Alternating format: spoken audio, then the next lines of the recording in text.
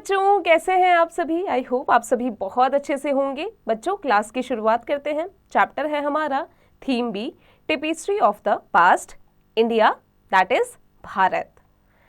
Prelude, highlights of the chapter: the Indian subcontinent and its shifting boundaries. India, 500, 2000 and 5000 years ago. Foreigners and their names for India. Zwingzang's travels in India. How Indians named their land. India in the Constitution. The many identities of India. Sneak peek. Significance: India, that is Bharat. Evolving boundaries: Indian era. Transformation of India, contribution of foreigners. और फिर transformation of India में आता है 500 years, 2000 years and 5000 years. Contribution of foreigners में आता है ज़्वेंगजिंग, जिसमें आता है how India was named historically, constitutional, evolving identities of India. India, that is Bharat, is a land with a rich cultural history stretching back thousands of years. Today, India is a sovereign nation defined by clear borders, home to 28 states and 8 united territories. Its identity, however, is not merely about borders but about a shared history and a diverse set of traditions, languages and cultures. The official name of the country, India, that is Bharat, comes from the Indian Constitution, underscoring its deep historical roots. बच्चों, India जिसे भारत भी कहा जाता है, ना केवल ये एक ऐसा लैंड है जिसका जो कल्चर है काफ़ी रिच है, इसकी हिस्ट्री काफ़ी रिच है और इसे एक एग्रीकल्चरल देश भी कहा जाता है, यानी किसानों का देश भी कहा जाता है। यहाँ पर 28 स्टेट्स हैं और 8 यूनियन टेरिटरीज है इसकी।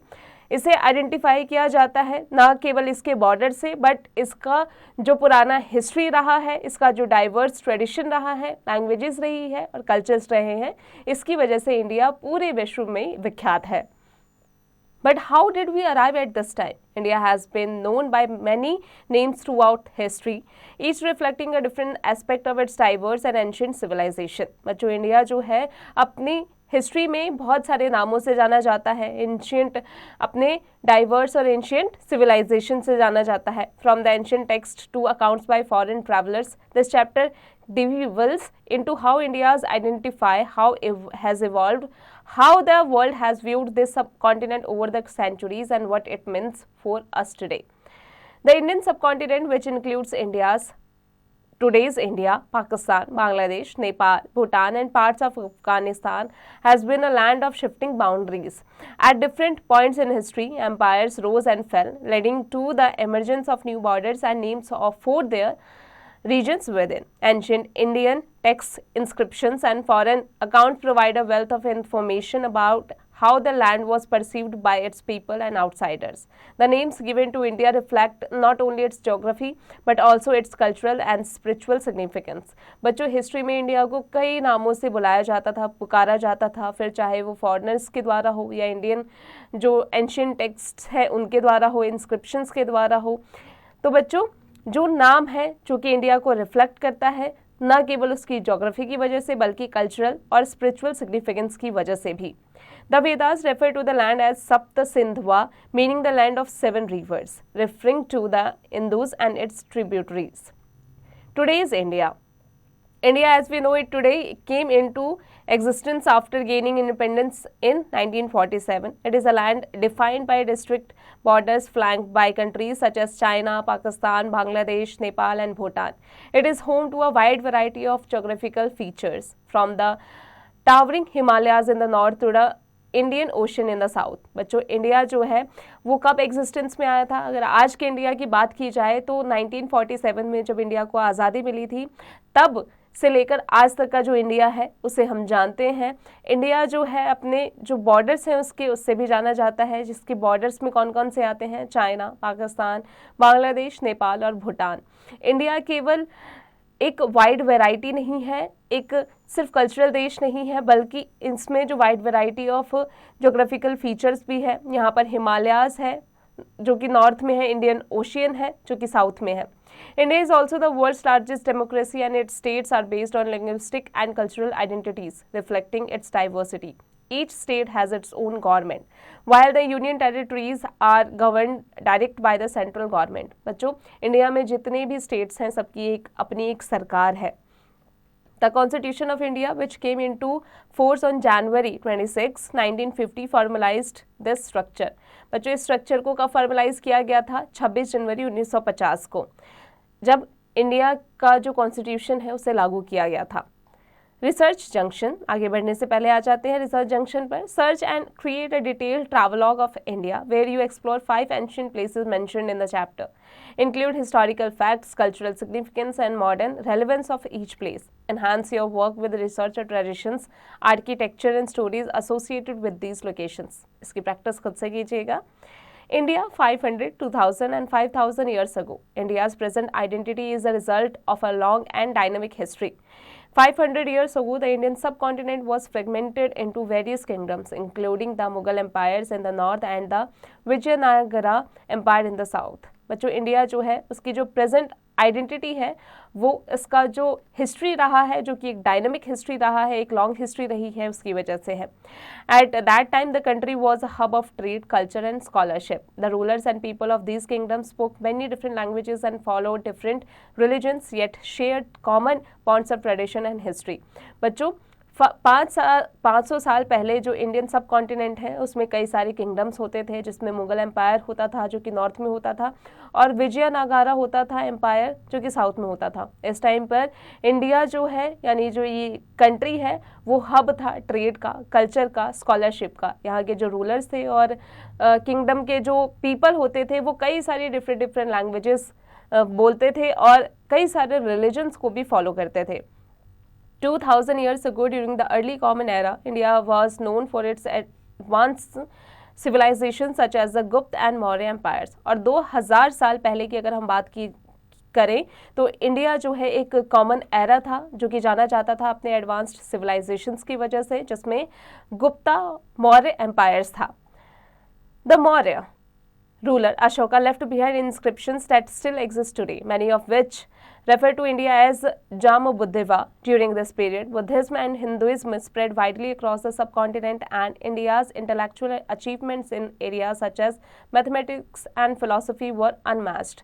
बच्चों उस टाइम पर जो अशोका था, जो मौर्य था, रूलर था, उसने अपने एग्जिस्टेंस में कई सारी चीज़ें की थी, जिसमें इस पीरियड में बुद्धिज्म, हिंदुइज्म और पूरे सब कॉन्टिनेंट में इंडिया के फैलाया गया था। यहाँ पर जो मैथमेटिक्स था, फिलॉसफी था, वो अनमैच्ड था।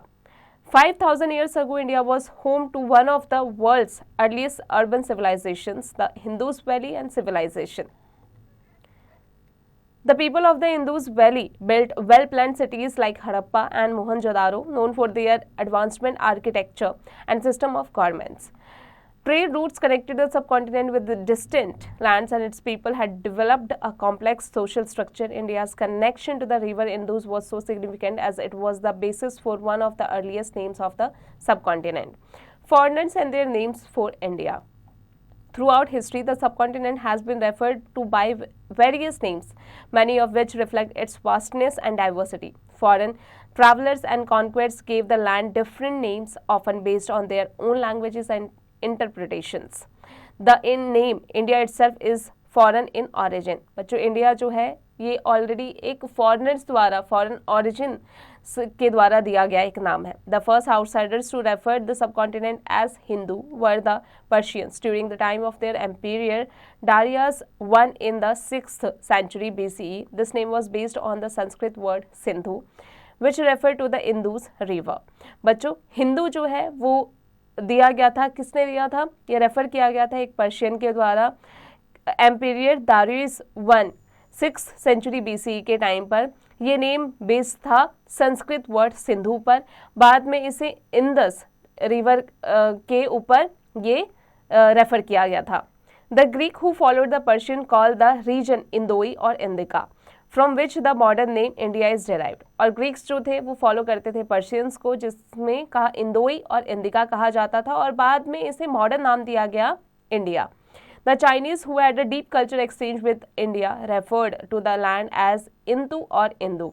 और चाइनीज जो कि इंडिया के साथ में अपना डीप कल्चर एक्सचेंज करते थे, उन्होंने नाम दिया था इस लैंड को इंतु और Indu. Over time, the name Hindustan became popular during the Mughal period when it was used by rulers and invaders.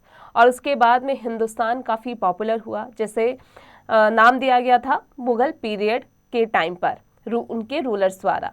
Zhuang's travelers in India. One of the most famous foreigners travels to visit India was the Chinese monk Zhuang, also known as Huan Sang. He traveled to India in 7th century and spent 17 years learning from scholars, collecting Buddhist texts and visiting important religious sites. During his time in India, Zhuang visited universities like Nalanda and Vikramshila where he studied Buddhist philosophy and science. बच्चों, one of the most famous foreign traveller जो था India में जिसने visit किया था वो था Chinese monk ज़्वांग, जिसे ह्यून त्सांग भी कहा जाता था. उसने 7th सेंचुरी में इंडिया में 17 साल तक वो रहा था और यहाँ पर रहकर उसने स्कॉलर्स और बुद्धिस्ट टेक्स्ट को कलेक्ट किया और रिलीजियस साइट्स को भी उसने जो भी इम्पॉर्टेंट रिलीजियस साइट्स थे वहाँ पर भी विजिट किया. इस टाइम पर इंडिया में ज़्वांग उसने कई सारी यूनिवर्सिटीज़ में भी विजिट किया था जिसमें नालंदा और विक्रमशिला थे, जिसमें उसने बुद्धिस्ट फिलॉसफी और साइंस की शिक्षा ली थी.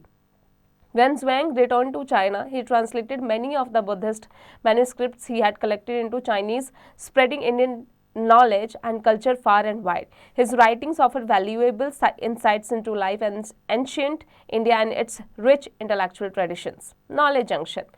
Tsing, Yijing, 635 to 1730 CE.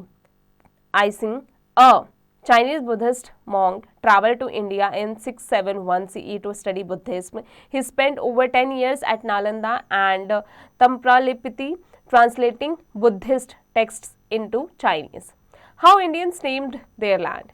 Ancient Indians called their land by different names in their languages and dialects. पहले के टाइम पर जो एंशियंट इंडियंस होते थे वो डिफरेंट नेम्स से डिफरेंट लैंग्वेजेस में और डायलेक्ट्स में इंडिया को पुकारते थे, बताते थे. In Indian mythology and ancient text India was often referred to as Bharat और Bharatvarsha, a name derived from King Bharat, an ancient ruler mentioned in the Mahabharata. बच्चों, इंडियन माइथोलॉजी में जो एंशियंट टेक्स्ट होते थे वहाँ पर इंडिया को भारत और भारतवर्ष बुलाया जाता था, जो कि किंग भारत के नाम पर था, जो एक एंशियंट रूलर था जिसको मेंशन किया गया है. महाभारत में भी इसका जिक्र हुआ है. In the Mahabharata the term Bharatvarsha was used to describe the northern part of the Indian subcontinent and this name continued to be used in various text and scriptures throughout history. As read above, India has been known by many names, each of which reflects its rich culture, diversity and history. Early inhabitants of the region refer to their land using names found in ancient texts and scriptures. One of the oldest names for India is Sapt Sindhva, meaning the land of 7 rivers, which refer to the Indus River and its tributaries. बच्चों, एक और जो सबसे oldest नाम है India का वो था सप्त सिंधुआ, जिसका मतलब है 7 नदियाँ, जिसे इंदस रिवर और उसके ट्रिब्यूटरीज के ऊपर रेफर किया गया था. The Rigveda, one of the oldest Indian text, also refers to the land as Bharatvarsh, a name derived from the legendary King Bharat, who is said to have ruled much of the northern region of India. Another ancient name for the subcontinent was Jambuddhivapa, a term used for Emperor Ashoka in his inscriptions. Jambuddhivapa referred to the entire subcontinent, including parts of present-day Afghanistan, Pakistan and Bangladesh. Ancient time पर इस subcontinent को जाम्बुद्दीपा भी कहा जाता था, जो कि अशोका के टाइम पर इसे कहा जाता था. जाम्बुद्दीपा में पूरा एंटायर सबकॉन्टिनेंट आता था, जो कि अभी का प्रेजेंट है अफगानिस्तान, पाकिस्तान और Bangladesh. Ashoka's use of this term reflects the idea that the Indian subcontinent was seen as one large, interconnected region united by common cultural and spiritual values. India in the Constitution. India's identity as Bharat was solidified when the farmers of the Indian Constitution adopted this name in the preamble. The opening line of the Constitution reads, India, that is Bharat, shall be a union of states reflecting both the ancient and modern aspects of the nation's identity.